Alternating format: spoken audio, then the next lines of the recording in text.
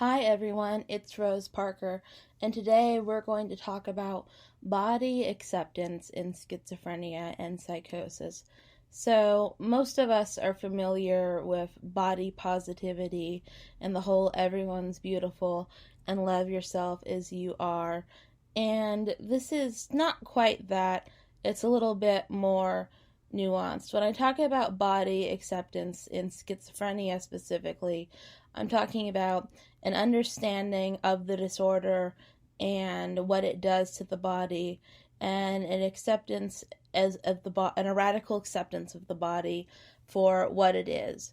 Because for me personally, I struggled a lot with internalized stigma for many years. I thought of myself as evil. I thought of myself as defective.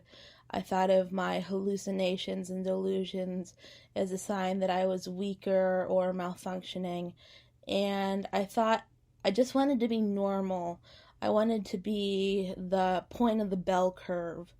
And it really bothered me that I was so different and my experience so different. And I took this out on my body. I was mad at my brain, my broken brain as I saw it.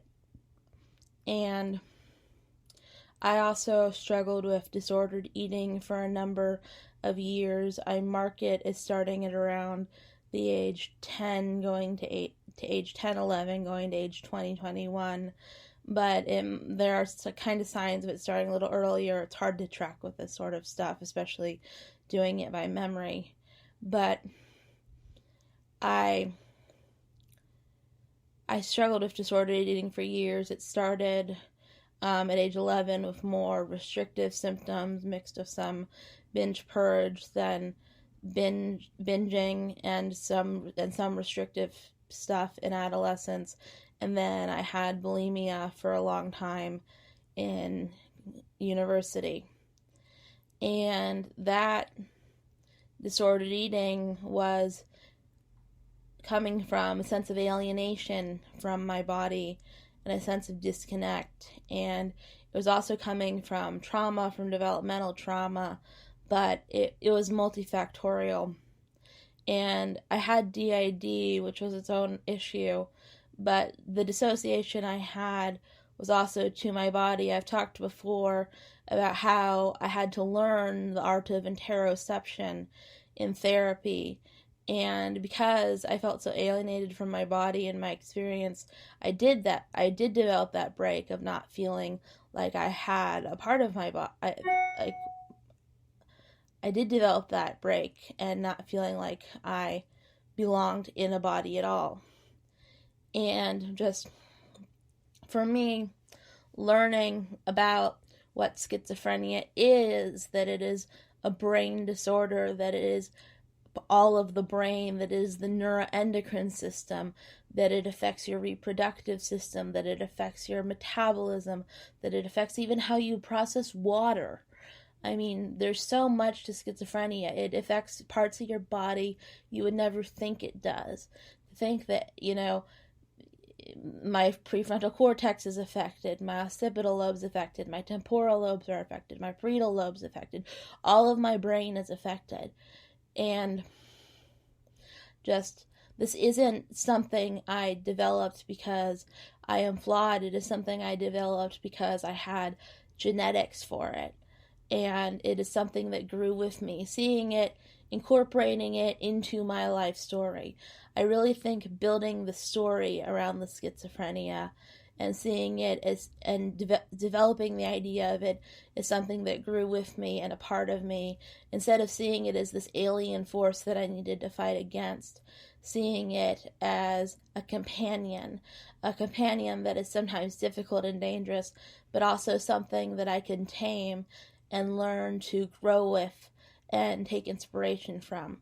Redefining my schizophrenia changed my life and allowed me to push forward, and I think it's been one of the real benefits of cognitive behavioral therapy.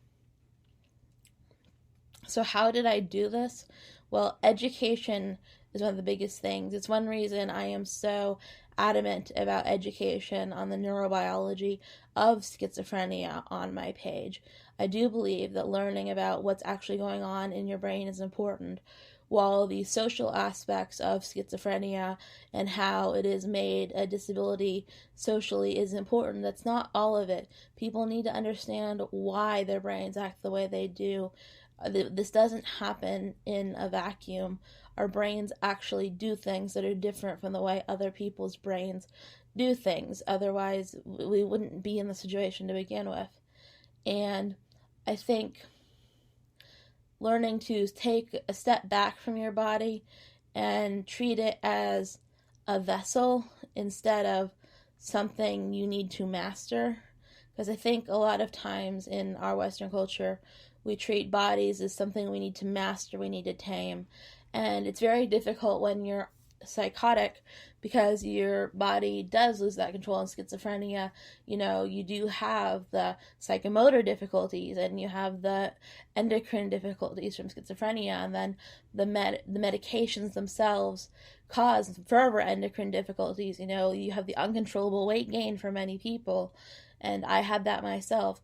And for me, I had to learn to take a certain detachment from my body and view it as the vessel that carries me, and to treat it instead of anger for the ways it has made my life a bit more difficult, such as with the pre-diabetes, to thank it for the fact that it is fighting to keep me alive and that it has carried me and that it has survived all the hardship it has gone through, such as a suicide attempt and eating disorders.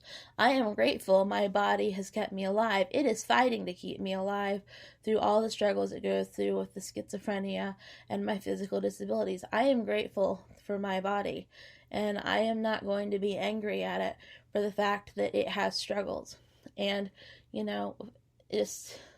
our bodies are amazing. The more I learn about biology and the science of the human mind and body, the more just blown away I am. So I think getting rid of that mindset of control, and just instead of looking at your body as control and sternness, looking at it with love and gratitude is really important. And obviously, I'm not saying ignore your body or neglect it.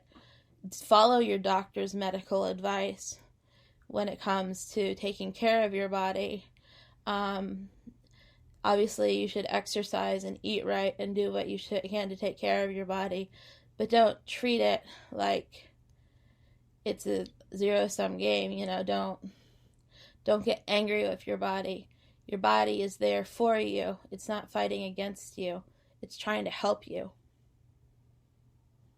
Anyway, I hope this made sense, and I hope it was helpful. I'll talk to y'all later. Bye.